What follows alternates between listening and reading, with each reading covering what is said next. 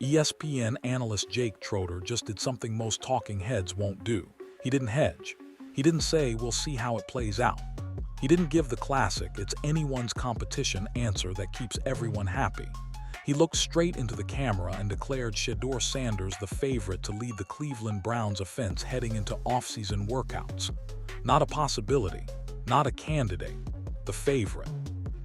And when you break down exactly why he said it, when you look at the organizational logic stacking up behind Sanders right now, you realize this isn't just another hot take designed to generate clicks. This is someone reading the situation exactly as it is and saying what everyone inside that building already knows. The job is Shedeur Sanders to lose. Off-season workouts officially begin tomorrow, and all eyes are going to be on how Todd Monken distributes those reps, how he structures the competition, and most importantly, who he's building this offense around. And if you've been paying attention to everything Monken has said since taking this job, if you've listened to the way he talks about Sanders' skill set, if you understand his entire offensive philosophy built over years of coordinating at the highest level, then you already know where this is headed. But let's break down exactly why Jake Trotter is right, why the organizational strategy points in one clear direction, and why this offseason is going to look completely different from the chaos Sanders walked into last year. Jake Trotter laid out the case in a way that's impossible to argue against if you're thinking about this from a front office perspective. Shedeur Sanders is much younger than Deshaun Watson. He's the player the organization invested a draft pick in. He's the quarterback they gave meaningful starts to last season. And most importantly, they need to know what they have in him before making any major decisions about the quarterback position heading into 2027. That's not speculation. That's just basic organizational planning. If you're running a football team and you have a young quarterback with legitimate talent, you don't just shelve him because there's a veteran with an expiring contract in the building. You find out whether that young quarterback is your future or not, because that answer determines everything else you do moving forward. Watson's contract is up after this season. He hasn't played meaningful football in 6 years. His age and mileage make him a non-factor when it comes to long-term planning. So even if Watson somehow outplays Sanders in camp, even if he wins every single practice rep by a mile, the franchise still needs to evaluate Sanders over a full season to know whether they're drafting a quarterback high in 2027 or building around what they already have. That's the reality that changes everything. This isn't just about who's better right now. This is about which decision gives the organization the information they need to make the right move next offseason. And that decision points directly at giving Shedeur Sanders the keys. Trotter even acknowledged that Monken could absolutely name Watson the starter if Watson clearly outplays Sanders. There's no conspiracy here. There's no predetermined outcome being forced regardless of performance. But from a pure organizational standpoint, from a what makes sense for this franchise long-term perspective, playing Sanders isn't just the logical move. It's the necessary one. Because if you don't play him now, if you don't get those answers this season, you're walking into 2027 blind, not knowing whether you need to use premium draft capital on a quarterback or whether you can focus those resources elsewhere. And NFL franchises can't afford to operate blind when it comes to the most important position on the field. Let's talk about Deshaun Watson for a second, because the elephant in the room needs to be addressed directly. Watson is not the future of this franchise.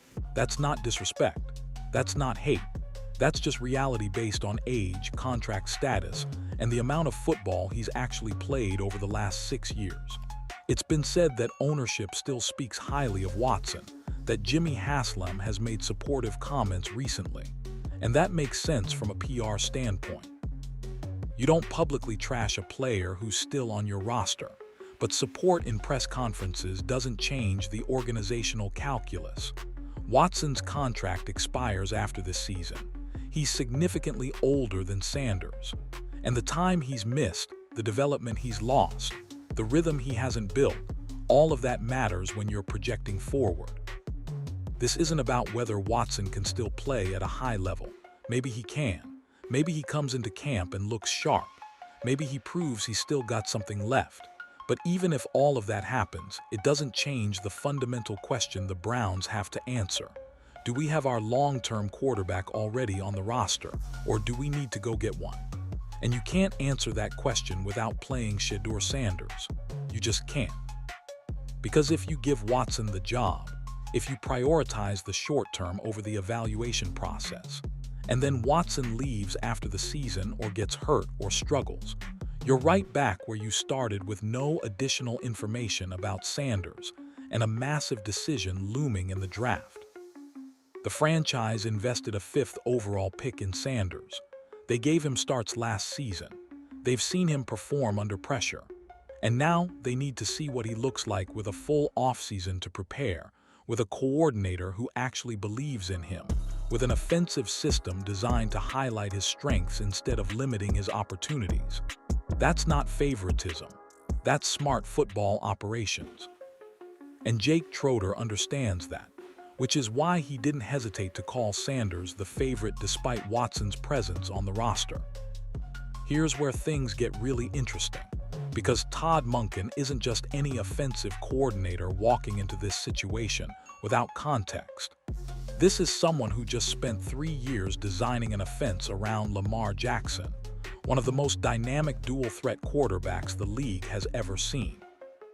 Monken has been vocal for years about his preference for mobile quarterbacks, for players who can extend plays, create off-script, make throws on the move, and stress defenses with their legs when protection breaks down. That's not a new philosophy he's adopting to fit Sanders. That's been his offensive identity for a long time, and reports suggest Monken was genuinely surprised by how mobile Sanders actually is when he started watching film closely. That matters more than people realize, because Monken isn't trying to force Sanders into a system that doesn't fit.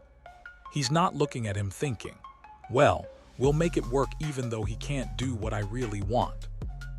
He's looking at Sanders and seeing a skill set that aligns perfectly with the offense he's built his reputation on. The mobility, the arm talent, the ability to process quickly and get the ball out under pressure, all of that fits exactly what Monken wants to do. And when your offensive coordinator is genuinely excited about your young quarterback's skill set, when he's talking publicly about how impressive certain traits are, that's not coach speak. That's real belief. That's someone who sees the tools he needs to build something special. Mary Kay Cabot reported that Monken specifically mentioned Sanders' mobility when discussing what he brings to the offense. Coming from someone who just coordinated for Lamar Jackson, that endorsement carries serious weight. Monken knows what elite mobility looks like at the quarterback position. He knows how to scheme around it, how to maximize it, how to turn it into a weapon that defenses can't prepare for. And the fact that he sees that same dimension in Sanders, even if it's not at Lamar's level, tells you everything about how he plans to use him. This isn't going to be a conservative game manager approach. This is going to be an offense designed to let Sanders operate with freedom, creativity, and the ability to make plays when structure breaks down. Now let's address the player who's somehow become invisible in all of this. Dillon Gabriel, 3rd-round pick, front office investment, a quarterback the previous regime was reportedly very high on. And yet, when Jake Trotter was asked directly about Gabriel's role in this competition, his response was almost dismissive. He basically said, "Have you heard his name? Is anybody talking about him?" And that tells you everything you need to know about where Gabriel stands right now. He's mentioned only to acknowledge he still exists. He's brought up in conversations just so people remember he's technically still in the building.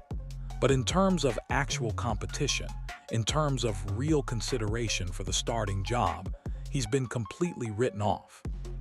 Trotter even pointed out how strange it is that the Browns were so convicted about Gabriel on draft night, how both the coaching staff and the front office were aligned on taking him in the 3rd round, and now it's like they've already moved on.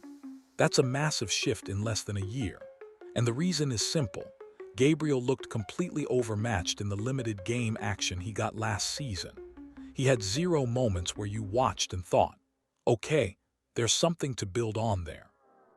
Trotter specifically contrasted that with Sanders, who despite all the chaos and limited opportunities, still had plays where you saw real NFL-level talent. Moments that made you think, that's intriguing, that's worth developing. Gabriel didn't have any of those moments. And when you don't show anything in your opportunities, when you look lost instead of just inexperienced, teams move on fast. The reality is that Gabriel's window closed almost as quickly as it opened. Whatever the previous coaching staff saw in him, whatever the front office believed when they made that pick, it doesn't matter anymore because the evaluation has been made. He's not the guy. And in the NFL, once that determination gets made internally, it's almost impossible to reverse it.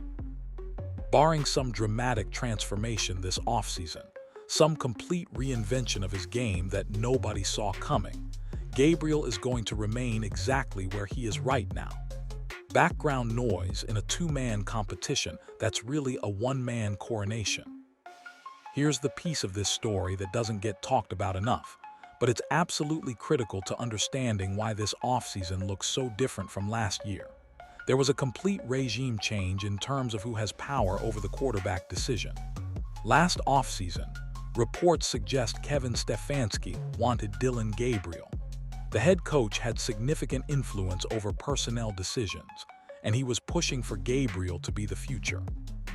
That's why Sanders walked into a situation where he got 0 first-team reps, where he was treated like a project instead of a top-5 pick, where every opportunity had to be fought for instead of earned through normal development. The power structure didn't favor him, so the opportunities didn't either. But now that structure has completely flipped. Todd Monken wants Shedeur Sanders. It's been said that Monken has wanted Sanders throughout his entire football journey, that he's been a believer long before taking this job. And when you're offensive coordinator, the person directly responsible for developing and calling plays for your quarterback, is that invested in a specific player, the entire dynamic changes. Stefanski might still be the head coach, but Monken controls the offense. And if Monken believes Sanders is his guy, if he's building his system around Sanders' skill set, if he's publicly expressing excitement about what Sanders brings to the table, then Sanders is going to get every opportunity to prove himself.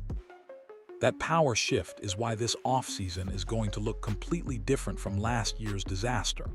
Sanders isn't walking into a situation where he has to beg for reps or prove himself worthy of basic opportunities. He's walking in as the quarterback his offensive coordinator wants to build around. That's a completely different foundation. That's the kind of environment where young players actually develop instead of getting buried by politics and organizational dysfunction. And it explains why everyone from analysts like Jake Trotter to players like Myles Garrett are already talking about Sanders like the starting job is his. Because the people who matter, the people who actually make these decisions, have already made their preference clear. Speaking of Myles Garrett, let's talk about what it means when your best defensive player publicly backs your young quarterback. Garrett didn't give some generic, "we'll see how it goes" answer when asked about the quarterback situation. He said the team is expecting Sanders to lead the offense. He pointed out that Sanders was the last quarterback standing at the end of last season.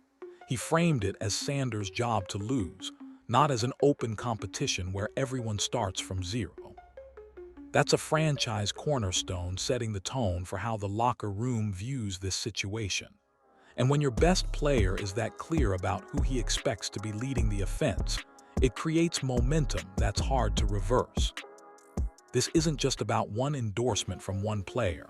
This is about the accumulation of signals all pointing in the same direction.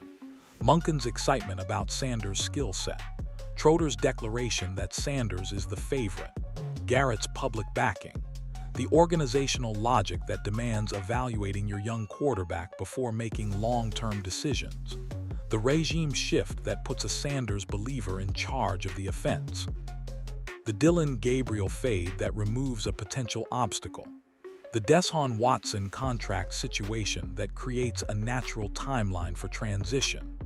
Every single piece of this puzzle points toward the same conclusion, And that's why this offseason feels less like a competition and more like a confirmation of what everyone already knows. Sanders ended last season as the starter. He proved he could handle the pressure when finally given real opportunities. He showed flashes of the talent that made him a top-5 pick. And now he's walking into an offseason with a coordinator who believes in him, a system designed for his skill set, and organizational support that wasn't there before. That's not a situation where you're fighting uphill for respect. That's a situation where you're being given everything you need to succeed, and the only question is whether you can execute when the lights come on. So where does all of this leave us heading into tomorrow's off-season workouts? It leaves us exactly where Jake Trotter said we are, with Shedeur Sanders as the clear favorite to lead this offense. Not because of hype, not because of media narratives, not because of some predetermined outcome being forced regardless of performance, but because every single organizational factor, every strategic consideration, every signal from the people who actually matter points toward giving Sanders the opportunity to prove he's the long-term answer. Watson isn't the future. Gabriel isn't in the conversation. And Sanders is walking into an environment designed for him to succeed instead of structured to make him fail. The only real question left is whether Sanders can take advantage of this opportunity, whether he can build on what he showed last season, whether he can develop the consistency and command that turns flashes of talent into sustained excellence, whether he can prove that the Browns don't need to spend premium draft capital on a quarterback in 2027 because they already have their guy.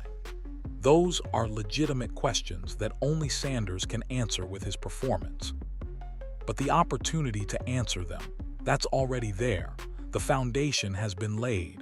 The support system is in place. The coordinator believes. The organizational logic supports it. And the competition, such as it is, doesn't pose a real threat. Tomorrow, when off-season workouts officially begin, the Cleveland Browns are going to start building their offense around Shedeur Sanders. Not as a possibility, not as one option among many, but as the quarterback they expect to lead them into the future.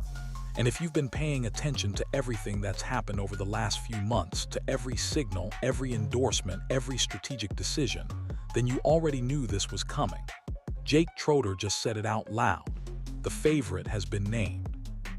And barring something dramatic, unexpected, and completely out of character for how this organization has operated since the regime change, Shedeur Sanders is about to get the full opportunity he's been waiting for since draft night.